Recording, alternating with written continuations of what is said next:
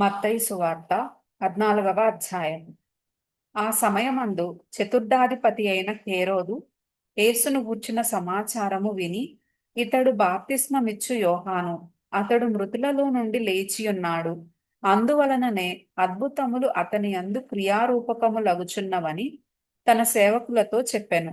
ఏలయనగా, నీవు నీ సోదరుడైన ఫిలిప్పు భార్యయగు హేరోదియను ఉంచుకొనుట న్యాయము కాదని యోహాను చెప్పగా, హేరోదు ఆమె నిమిత్తము యోహానును పట్టుకొని బంధించి చెరసాలలో వేయించి ఉండెను.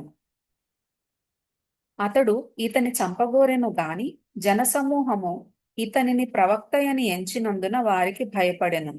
అయితే హేరోదు జన్మదినోత్సవము వచ్చినప్పుడు హేరోదియ కుమార్తె వారి మధ్య నాట్యమాడి హేరోదును సంతోషపరచెను. గనుక ఆమె ఏమి అడిగినను ఇచ్చెదనని అతడు ప్రమాణపూర్వకముగా వాగ్దానము చేసెను.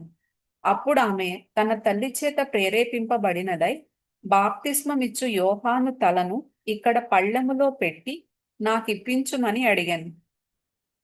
రాజు దుఃఖపడినను తాను చేసిన ప్రమాణము నిమిత్తమును తనతో కూడా భోజనమునకు కూర్చున్న వారి నిమిత్తమును ఈయన ఆజ్ఞాపించి బంట్రోతును పంపి చెరసాలలో యోహాను తల కొట్టించెను. వాడతని తల పళ్ళెములో పెట్టి తెచ్చి ఆ చిన్నదానికిచ్చెను. ఆమె తన తల్లి యొద్దకు దాన్ని తీసుకొని వచ్చెను. అంతట యోహాను శిష్యులు వచ్చి శవమును ఎత్తుకొని పోయి పాతిపెట్టి యేసునొద్దకు వచ్చి తెలియజేసిరి. యేసు ఆ సంగతి విని దోణి ఎక్కి అక్కడ నుండి అరణ్య ప్రదేశమునకు ఏకాంతముగా వెళ్ళెను. జనసమూహములు ఆ సంగతి విని పట్టణముల నుండి కాలినడకను ఆయన వెంట వెళ్ళిరి. ఆయన వచ్చి ఆ గొప్ప సమూహమును చూచి వారి మీద కనికరపడి వారిలో రోగులైన వారిని స్వస్థపరచెను. సాయంకాలం అయినప్పుడు శిష్యులు ఆయన యొద్దకు వచ్చి, ఇది అరణ్య ప్రదేశము, ఇప్పటికే ప్రొద్దుపోయెను. ఈ జనులు గ్రామములలోనికి వెళ్లి భోజన పదార్థములు కొనుక్కొనుటకై వారిని పంపివేయమని చెప్పిరి. యేసు వారు వెళ్ళనక్కరలేదు, మీరే వారికి భోజనము పెట్టుడని వారితో చెప్పగా, వారు, ఇక్కడ మన యొద్ద 5 రొట్టెలును 2 చేపలును తప్ప మరేమియూ లేదని ఆయనతో చెప్పిరి.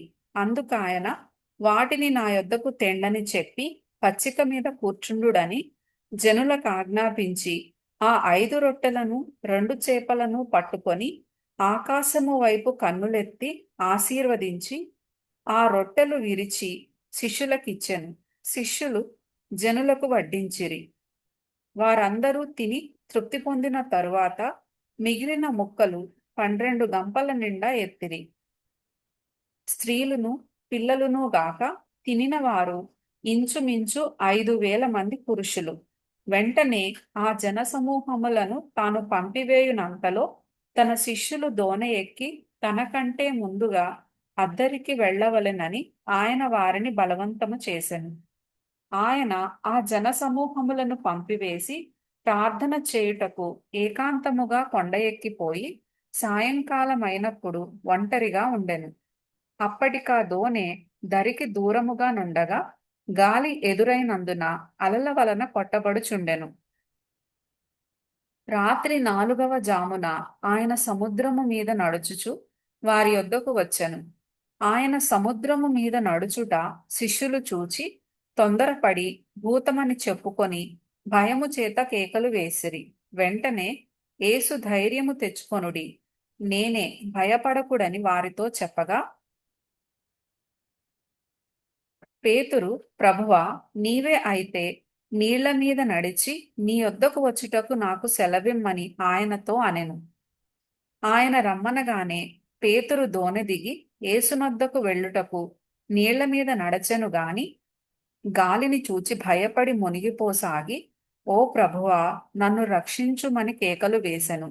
వెంటనే యేసు చెయ్యి చాపి అతని పట్టుకొని, అల్పవిశ్వాసి, ఎందుకు సందేహపడితివని అతనితో చెప్పెను. వారు దోణి ఎక్కినప్పుడు గాలి అణిగెను. అంతటా దోణిలోనున్నవారు వచ్చి, నీవు నిజముగా దేవుని కుమారుడవని చెప్పి ఆయనకు మ్రొక్కిరి. వారద్దరికి వెళ్లి గెన్నేసరెతు దేశమునకు వచ్చిరి. అక్కడి జనులు ఆయనను గుర్తుపట్టి చుట్టుపట్లనున్న ఆ ప్రదేశమంతటికి వర్తమానము పంపి రోగులనందరినీ ఆయన యొద్దకు తెప్పించి, వీరిని నీ వస్త్రపు చెంగు మాత్రము ముట్టనిమ్మని ఆయనను వేడుకొనిరి. ముట్టిన వారందరూ స్వస్థత నొందిరి.